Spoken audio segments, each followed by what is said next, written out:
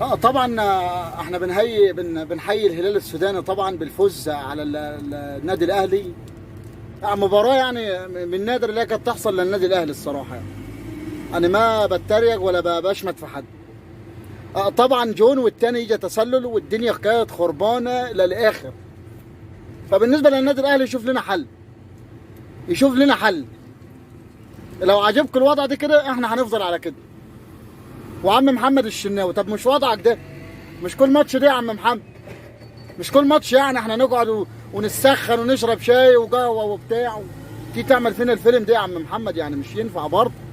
يعني الهلال السوداني غلبنا خلاص، حوارنا من هيجاب لنا تاني؟ يا رب نغلب.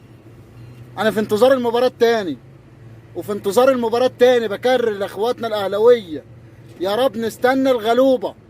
والله العظيم الهلال لو غلبنا الماتش الجاي يا جدعان لا هنغطي وشوشنا بماسكات سودا، بماسكات سودا بالنسبه لاي واحد اهلاوي يشير ويسمع الناس كلها، عشان احنا في انتظار الماتش التاني وحماس فوق الخيال. اتمنى من الله سبحانه وتعالى ان نغلب الهلال السوداني. انا في انتظاركم يا جدعان، وان شاء الله يعني في امل وفي ثقه 100% اللي احنا نغلب ان شاء الله. اوعى تكسفونا تاني. احنا مره وعديناها وشربنا عليها قهوه وخلاص. المره التانيه في حماس وفي دم شغال.